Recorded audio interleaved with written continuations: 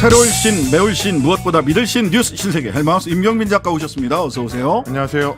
매주 화요일에는 김민하 평론가와 함께합니다. 어서 오세요. 안녕하세요. 네. 자, 오늘의 뉴스 바로 만나보겠습니다. 서천 화재 현장에서 윤석열 대통령과 한동훈 비대위원장이 만났습니다. 그렇습니다. 어제만 하더라도 굉장히 좀 이 갈등이 오래 가는 거 아니냐, 혹은 격화되는 거 아니냐 이런 걱정들이 이제 여당 내부에서도 좀 있었는데 오늘 오전 되면서 분위기가 좀 바뀌었고요. 그리고 이어서 서천 특화시장에서 화재 때문에 이제 피해가 발생했었던 현장을 대통령이 직접 방문을 하고 그 자리에 국민의힘의 한동훈 비대위원장도 같은 시간에 방문을 해서 함께 사고 현장을 점검을 했습니다. 원래 윤 대통령 같은 경우는 오늘 이제 외부 공식 일정이 없었는데 서천 피해 상황을 보고받고 나서 현장 방문을 결정을 했고요. 한동훈 위원장도 원래는 다른 예정된 일정이 있었는데 시간을 조정해가지고 서천 방문 시간을 두 사람이 이제 맞췄습니다. 그래서 함께 소방 관계자의 상황 브리핑을 듣고 화재 현장을 이제 나란히 걷는 장면이 연출이 됐고요. 뼈대만 남은 상가 건물들을 둘러보고 윤 대통령은 이제 소방 관계자와 대화를 짧게 나누는 그런 모습도 이제 있었습니다. 최근에 당과 대통령실 사이의 그 관계, 갈등 관계가 이렇게 해서 이제 봉합 국면으로 접어든다라는 관측들이 이제 주로 나오는 것 같고, 지난 주말에 윤 대통령이 이관섭 대통령 비서실장을 통해서 한동훈 위원장한테 사퇴 압박을 한 이후로는 사흘 만에 봉합이다. 이렇게 평가할 수 있겠습니다. 자, 이후에 한 위원장은 그 대통령 전용 열차에 함께 탑승해서 이런저런 이야기를 나눴다고요? 그렇습니다. 이제 기자들이 보도로 전한 내용을 보니까 윤석열 대통령이 먼저 함께 타고 가자고 권하고요. 한동훈 비대위원장이 자리가 있습니까?라고 이야기를 했다고 하는데 자리야 만들면 되는 거죠. 비대위원장이 함께 간다고 하면. 네. 어쨌든 그래서 이제 대통령 전용 열차를 두 사람이 이제 함께 탑승을 하고 귀경을 했는데 한동훈 위원장은 이제 내리고 나서 서울역에서 기자들하고 만났습니다. 이렇게 해서 윤한 갈등이 봉합되는 거냐 질문을 했더니 답변을 했는데 직접 좀 들어보시겠습니다. 저는 대통령님에 대해서 깊은 존중과 신뢰의 마음을 가지고 있고요. 그게 변함이 전혀 없습니다. 대통령도 그렇고 저도 그렇고 민생을 챙기고 국민과 이 나라를 잘 되게 하겠다는 생각이 갖고 그거 하나로 여기까지 온 것이거든요. 자, 민생을 챙기기 위해 서천 화재 현장에서 둘이 만났다. 하지만 서천 화재 현장의 상인들은 그렇게 생각하지 않는 것 같습니다. 그렇습니다. 상당히 좀 격앙된 분위기였다라는 게 이제 현장 취재를 했었던 기자들의 보도 내용입니다. 어제 오후에 화재가 발생을 해가지고 특화시장 내에 점포 227개가 전소가 됐습니다. 전부 불에 탔는데 대통령이 온다고 해가지고 아침부터 현장에서 대기하고 있었던 상인들, 정작 윤 대통령이나 한동훈 위원장이 시장 상인들하고 만나지 않고 떠나버렸다라고 하면서 이제 분통을 터뜨렸습니다. 직접 상인들의 목소리를 좀 들어보시겠습니다. 윤석열 대통령님이 여기 1시까지 오신다고 밥도 안 먹고 어제 11시부터 또 우리가 계속 여기 밥도 안 먹고 여기 잠도 한숨도 못 자고 안 들어오고 그냥 가신 거예요. 우리 몰랐어요. 우리 여기 와 도착을 했는데 다시 철수한다고. 경호상의 업무 때문에 그랬대. 경호상의 업무 때문에. 네. 화재로 지난 밤을 이제 세운 상인들 같은 경우는 먹거리동 2층에서 윤 대통령을 이제 기다리고 있었다는 겁니다. 이제 경호상의 목적 때문에 1층에 있지 못하게 해가지고 2층에서 기다렸는데 윤 대통령이 정작 이제 일부 참석자들만 잠깐 만나고 떠나버렸다는 거고, 김수경 대통령실 대변인 같은 경우는 서면 브리핑에서 현장에 나온 150여 명의 피해 상인들은 대통령의 방문에 감사를 표하고 눈물로 어려움을 호소했다라고 하는데 눈물로 분통을 터뜨리신 것 같은데. 네, 정작 좀 현장의 상황은 좀 달랐던 것 같습니다. 예. 자, 이 갈등이 봉합됐느냐 부분은 다음 단락에서 한 번 더 말씀을 좀 하는 걸로 하고요. 서천 화재 현장 급하게 둘 다 잡은 일정이에요. 이게 갈등 봉합의 현장으로 적절했는가에 대한 질문들이 나오고 있습니다. 김민하 평론가님. 그러니까 뭐가 우선이어야 했느냐 이런 거를 봐야 되는 거죠. 그러니까 저는 여당의 대표격인 비대위원장도 그렇고 대통령도 그렇고 이 현장에 간 거 자체를 문제 삼고 싶지 않아요. 간 건 네네. 잘한 거예요.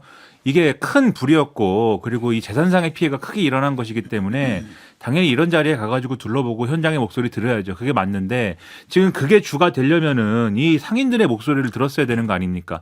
뭐 경호상의 이유 뭐 그럴 수 있는데 현장의 사진이나 이런 걸 보니까는 좀 어수선하긴 합니다. 당연히 화재 현장이기 때문에 그리고 거기에 이제 상인들이 많은 숫자가 있기 때문에 대통령의 경호상의 우려가 됐을 수도 있어요. 그런데 그런 거라면은 경호처에서 뭐 이 국회의원이 얘기한다고 입 막고 뭐 사지를 들어갖고 막 갔다가 이제 밖으로 내보내는 그런 경호처에서 미리 그런 거 하지 말고 미리 준비를 잘 해가지고 이 경호상의 문제가 없는 자리를 제대로 만들고 그 준비가 되는 이 어떤 시간이나 이런 걸 확보를 해가지고 거기에 맞는 대통령의 행사를 기획을 해서 모셔야 되는 거 아닙니까? 네. 그게 되는 어떤 조건을 만들고 그 다음이 여당의 비대위원장하고 같이 사진 찍는 게 그 다음인 거잖아요.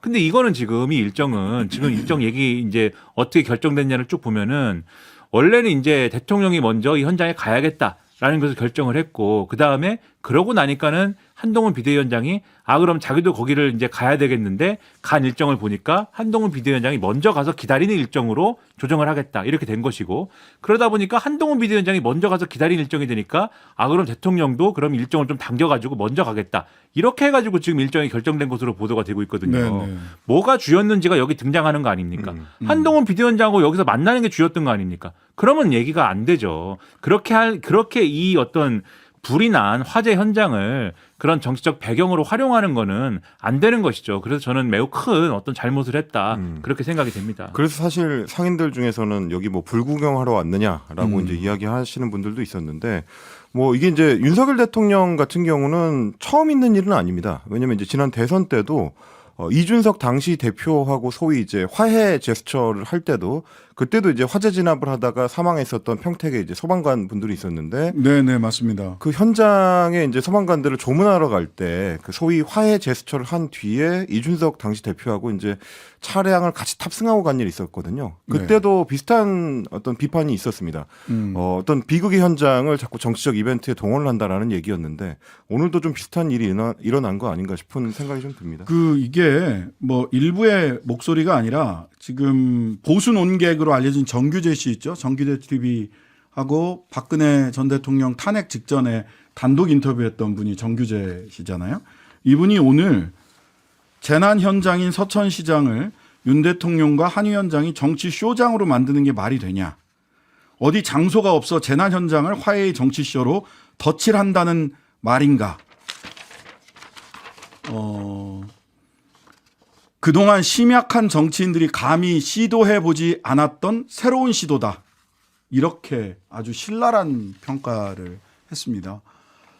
한 20분 정도 대통령이 그 현장에 있었다고 하는데 어쨌든 그 전날 밤 11시부터 대통령을 기다리고 있던 시장 상인들은 대통령 얼굴도 못 보고 울분에 차서 소리를 지르는 이런 모습들이 지금 동영상에 다 잠겨 있고요. 한동훈 비대위원장의 어깨는 툭 쳐주셨는지 모르겠는데 재난을 당한 국민들의 눈물은 닦아주지 못했던 현장이다. 이런 평가가 나올 수밖에 없지 않는가라는 생각을 하게 됩니다.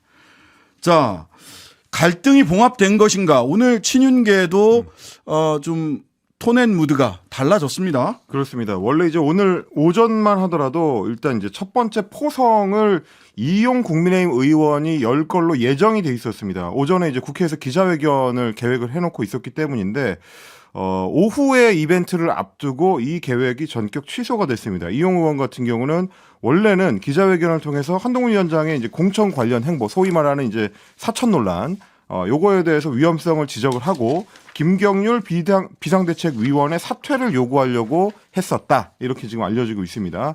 그런데 이 의원이 이제 전격 취소를 하게 된 데에는 윤 대통령의 뜻이 담겨 있었다라는 거니까 이걸 이제 봉합하기 위해서 격한 움직임을 좀 자제를 해달라 이런 어떤 그 조율이 좀 있었던 걸로 보입니다. 그리고 친윤계 핵심인 이철규 의원 같은 경우도 오늘 오전에 KBS 라디오 전종철의 전격 시사에 출연을 해가지고 분위기로 볼 때 소통하는 과정에서 조금 오해가 있었던 것 같다. 오해는 금방 풀리고 긍정적으로 잘 수습되고 봉합되리라 믿어 의심치 않는다. 뭐 이런 발언을 했었고요.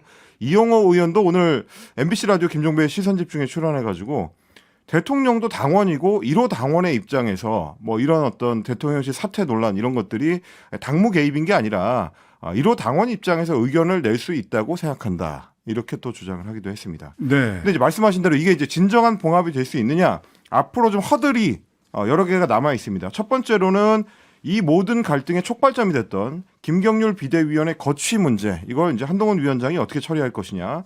그 다음에 기다리고 있는 거는 이제 김건희 여사의 소위 디올백 문제를 둘러싼 사과 논란. 이게 아직 매듭이 지어지지 않았기 때문에 혹시 한동훈 비대위원장의 입장 변화가 가능할 것이냐 이 부분이고요. 그리고 마지막으로는 이제 김건희 도이치모터스 특검법의 시계가 돌아가고 있습니다. 곧 다가오게 될 텐데 어떻게 대응할 것인가 이런 것들이 과제로 남겨졌습니다. 네. 김민하 그런데 평론가님. 그러니까 이게 지금 이제 가장 먼저 이제 생각해봐야 될 게 김경률 비대위원의 거취 문제인데 원래 이제 대통령실 또는 이제 뭐 친윤계 이렇게 우리가 얘기를 한다면은 김경률 비대위원이 비대위원직을 내려놓든지 아니면 출마를 포기하든지 둘 중에 하나는 해야 된다라는 기류였다라고 언론에 보도가 된 것 같아요. 네. 근데 말씀하셨듯이 이용 의원이 지금 기자회견 취소한 거 보면은 그런 정도도 일단은 좀 자제하자, 뒤로 물러서자 이런 분위기인 것 같고 근데 이렇게 해서 봉합을 한다면 그 전제가 있는데 그 전제가 뭐냐면 김경률 비대위원이 더 이상 김건희 여사 얘기를 안 하는 겁니다. 그리고 지금 그런 분위기예요. 왜냐하면 지난 토요일 날 조선일보하고 인터뷰를 했거든요. 김경일 비대위원이. 네. 그 인터뷰에서 뭐라고 했냐면 정치를 해보니까 정치에서 다양한 경로로 자신의 의견 표명을 할 수 있기 때문에 굳이 언론에서 막 이렇게 얘기하는 거는 김건희 여사 얘기하는 거는 오늘을 마지막으로 당분간은 기다려보려고 한다. 이렇게 얘기를 했어요. 더 이상 얘기 안 한다는 거 아닙니까? 네. 그리고 소위 말하는 이제 TK 발언. 이게 TK하고 이 수도권하고 온도차가 있기 때문에 윤재원 원내대표 같은 분들은 이게 몰카 공작이다 이 얘기만 하는 이유가 그거다라고 얘기한 거하고 마리 앙투아네트 발언 이런 거는 내가 과했다라고 사과도 하지 않았습니까? 네, 난잡한 사생활과 뭐 사치. 예. 뭐 그런 거에 프랑스 혁명의 원인이 됐다라고 한 그 비슷한 사태가 일어날 수 있다라고 비유한 그 발언 사과를 한 것이기 때문에 당분간은 어쨌든 얘기 안 하는 거예요. 뭐 당분간이 될지 계속이 될지 모르지만 그게 전제가 서면 그러면 김경률 비대위원 거취 문제도 거론 안 할 것 같고요. 그 마찬가지로 한동훈 비대위원장 체제에서 또 이 용산과 관계 재정립에서 가장 뜨거운 감자가 김건희 여사 문제 푸느냐 어떻게 푸느냐 이 문제잖아요. 그렇죠. 자연스럽게 못 푸는 거죠. 그럼 이제 요거 봉합 분위기로 가면 만약에 한동훈 비대위원장이 이제 좀 봉합이 된 것 같으니까 다시 한번 이 문제를 풀어봐야 되겠어. 이 결심을 한 다음에 무슨 얘기를 한다.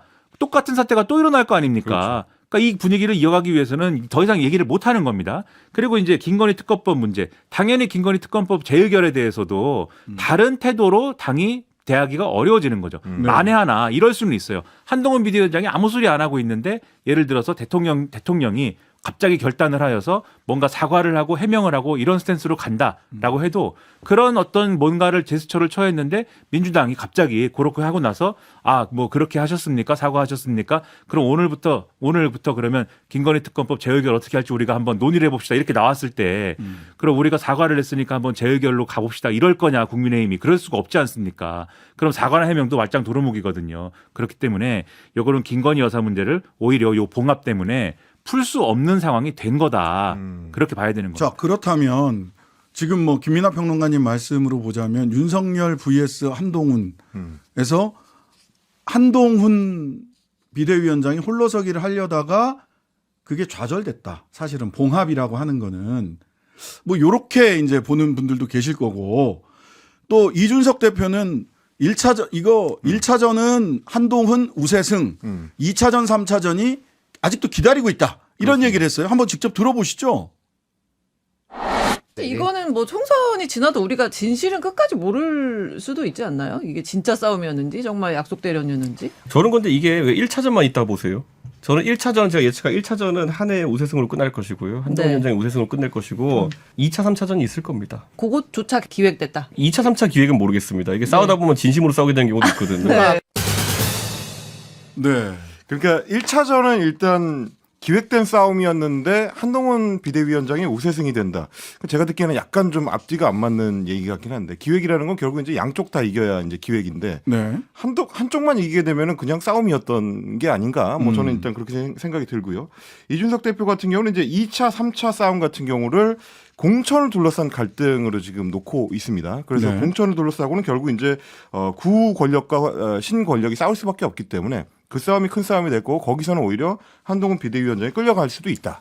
뭐 이런 네. 전망을 내놓긴 했습니다. 네, 김민하 평론가. 요거 하나만 짚고 넘어가면 과연 한동훈 비대위원장이 홀로서기를 시도를 한 건 맞느냐 이거에 대해서도 한번 생각을 해봐야 돼요. 왜냐하면은 네네. 한동훈 비대위원장이 하자고 한 거는 첫째로 김건희 여사 문제 국민의 눈높이에서 봐야 된다 이렇게 얘기한 거랑 별 얘기도 아니에요, 사실은. 그렇죠. 그리고 나서 뭘 얘기했냐면은 특별감찰관 문제하고 제2부속실 문제 정도는 우리가 열심히 해보겠다. 요거밖에 없어요. 그리고 그건 기존에 하던 발언이고요. 전향적으로 생각해 보겠다. 그렇죠. 특별감찰관이랑 제2부속실 문제는 대통령실도 특별감찰관은 국회가 추천을 하면은 우리가 받을 수밖에 없고 제2부속실은 우리가 한번 열심히 국민들이 원하면은 그렇게 원하시면은 그 정도로 원하시면 한번 해보겠습니다. 이렇게 얘기했기 때문에 대통령실하고 호도가 이렇게 크게 엇나가는 것도 아닙니다.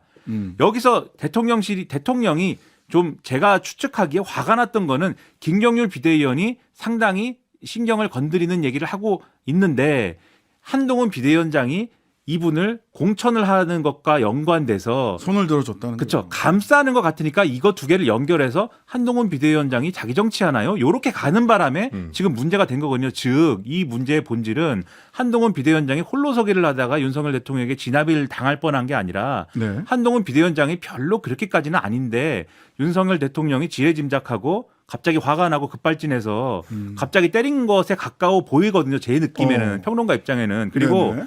이전에 대표들 있지 않습니까? 네네. 김기현 대표, 이준석 대표 이런 분들 사실은 비슷해요. 그분들이 무슨 반란을 일으켜서 그렇게 된 게 아니거든요. 그렇기 때문에 이거는 대통령의 리더십 문제에 가깝다고 저는 분석을 하고 있습니다. 저는 궁금한 것 중에 하나는 대통령의 워딩이라고 해서 전달된 것 중에 뒤통수를 맞은 바보 취급.